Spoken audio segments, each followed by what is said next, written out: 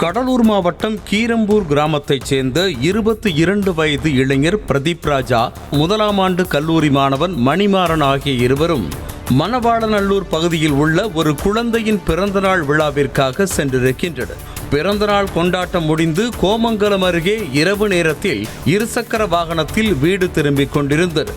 அப்போது மரக்கட்டைகளை ஏற்றிக்கொண்டு பின்னால் வந்த லாரி ஒன்று பைக்கின் மீது மோதியதில் பிரதீப் ராஜா, மணிமாறன் ஆகிய இருவரும் சம்பவ இடத்திலேயே உயிரிழந்தனர். விபத்தை ஏற்படுத்திய ஓட்டுநர் லாரியை சாலையோரம் நிறுத்திவிட்டு ஓட்டம் பிடித்தார்.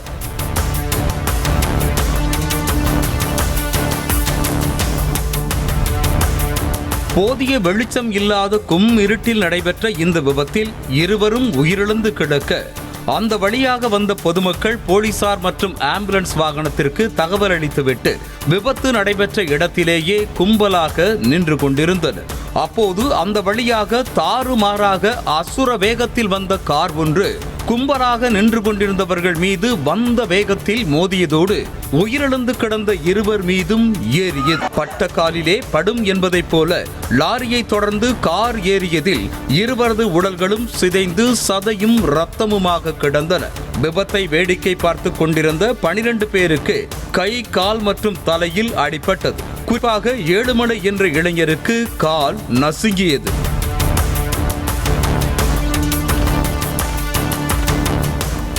அலறல் சத்தமும் இரத்தமுமாக அந்த இடமே பதற்றமாக இருக்க, ஆத்திரமடைந்த இளைஞர்கள் மதுபோதையில் இருந்த கார் உரிமையாளரையும் ஓட்டுநரையும் அடிக்க ஆரம்பித்தனர். அதற்குள் ஆம்புலன்ஸ் வாகனத்தோடு வந்த போலீசார் விபத்தில் காயமடைந்த 12 பேர் மற்றும் கார் உரிமையாளர், ஓட்டுநர் என அனைவரையும் மீட்டு விருத்தாச்சலம் மற்றும் கடலூர் அரசு மருத்துவமனைக்கு சிகிச்சைக்காக அனுப்பி வைத்ததோடு உயிரிழந்த இருவரையும் உடற்கூறாய்விற்காக அனுப்பி வைத்தனர். அப்போது கால் நசுங்கி வலியால் துடித்த ஏழுமலை என்பவரை, உனக்கு ஒன்னும் இல்லடா, பயப்படாதே என அவரது நண்பர்கள் அழுதபடியே தைரியப்படுத்தினர்.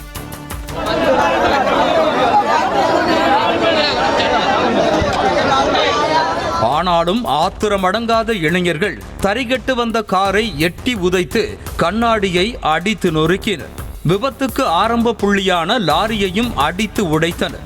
நிலைமையை கட்டுக்குள் கொண்டு வர முயன்ற போலீசாரிடம் கடும் வாக்குவாதத்தில் ஈடுபட்ட இளைஞர்கள் கார் உரிமையாளரையும் ஓட்டுநரையும் எங்களிடம் ஒப்படைக்காமல் காரை எடுக்க முடியாது என கொந்தளித்தனர்.